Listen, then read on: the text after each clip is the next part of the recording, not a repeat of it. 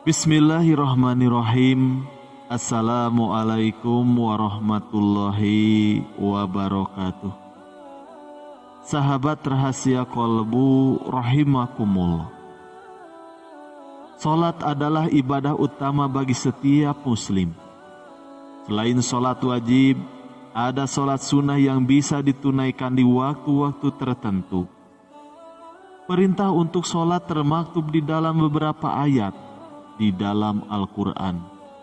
Salah satunya adalah Quran Surat Hud ayat 114. Allah Subhanahu wa Ta'ala berfirman, "Dan dirikanlah salat itu pada kedua tepi siang, pagi, dan petang, dan pada bagian permulaan daripada malam.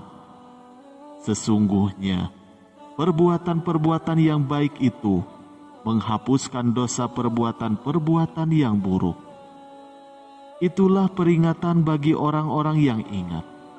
Quran Surat Hud ayat 114. Salat merupakan rukun Islam yang kedua, di mana jadi pondasi dan kewajiban yang harus dilaksanakan umat muslim. Untuk menjaga salat kita agar bisa disebut sah, tentu harus memperhatikan tata cara serta waktu yang tepat. Di dalam fikih Islam, ada beberapa ketentuan waktu yang dilarang di dalam melaksanakan ibadah ini. Syekh Salim bin Sumair Al-Hadrami dalam kitabnya Safinatun Najah, beliau menyebutkan ada 5 waktu yang diharamkan untuk sholat.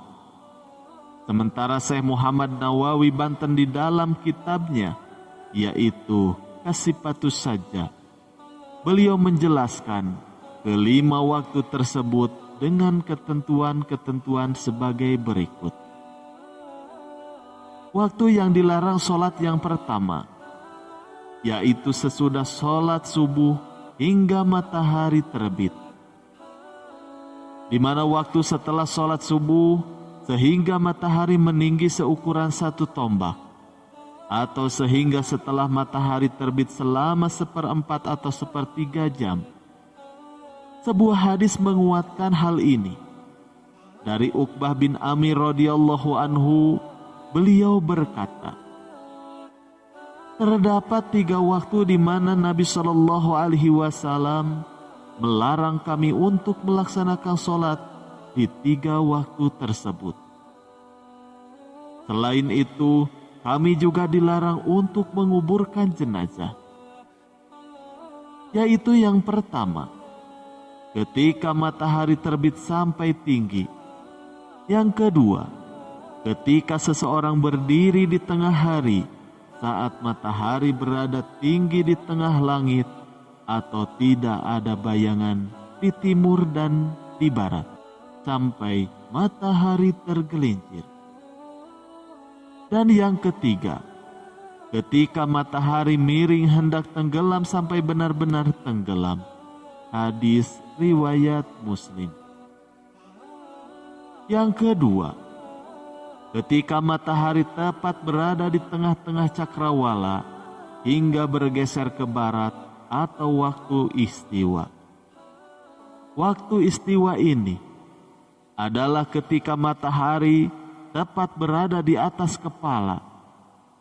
Waktu ini terjadi sebelum matahari bergeser ke arah barat. Ketika matahari sudah sedikit bergeser, maka sudah masuk waktu zuhur dan diperbolehkan untuk sholat. Keharaman melakukan sholat di waktu ini tidak berlaku ketika sholat Jumat. Artinya, sholat yang dilakukan pada hari Jumat yang bertepatan dengan waktu istiwa itu diperbolehkan dan sah hukumnya. Lalu yang ketiga, waktu dilarang sholat adalah dari sholat asar sampai mulai tenggelamnya matahari. Dalam hadis Abu Sa'id Al-Khudri, Rasulullah Shallallahu Alaihi Wasallam bersabda, tidak ada sholat setelah sholat subuh sampai matahari tinggi, dan tidak ada solat setelah solat asar sampai matahari tenggelam. Hadis riwayat Bukhari dan Muslim. Dalam hadis lainnya yang diriwayatkan oleh Imam Muslim, ada 3 waktu di mana Rasulullah Shallallahu Alaihi Wasallam melarang kita untuk sholat dan juga untuk menguburkan jenazah di dalamnya, yaitu ketika matahari terbit sampai meninggi, ketika unta berdiri di tengah hari yang sangat panas sekali, atau waktu tengah hari, sampai matahari condong, dan ketika matahari condong menuju terbenam hingga terbenamnya. Lalu yang keempat, dari matahari mulai tenggelam hingga tenggelamnya sempurna. Waktu terlarang selanjutnya adalah sebelum maghrib dan setelah sholat asar. Hal tersebut dikisahkan ketika pertemuan antara Amir bin Abbasah dengan Rasulullah Shallallahu Alaihi Wasallam di Madinah. Amir bertanya mengenai sholat. Lalu Nabi pun menjawab, kerjakanlah sholat subuh, kemudian tahanlah dari mengerjakan sholat ketika matahari terbit sampai tinggi. Karena matahari terbit di antara 2 tanduk setan, dan ketika itu orang-orang kafir sujud kepada matahari. Kemudian sholatlah, karena sholat itu disaksikan atau dihadiri oleh para malaikat, hingga tombak tidak memiliki bayangan. Kemudian tahanlah dari mengerjakan sholat. Karena ketika itu neraka jahanam dinyalakan atau dibakar dengan nyala yang sangat panas. Apabila telah datang bayangan yang jatuh ke arah timur saat matahari awal, maka sholatlah, karena sholat itu disaksikan atau dihadiri oleh para malaikat. Hingga engkau mengerjakan sholat asar, terus boleh mengerjakan sholat sampai selesai sholat asar.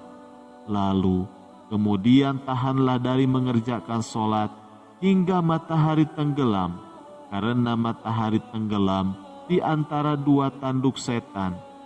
Dan ketika itu orang-orang kafir sujud kepada matahari. Wallahu a'lam bishawab.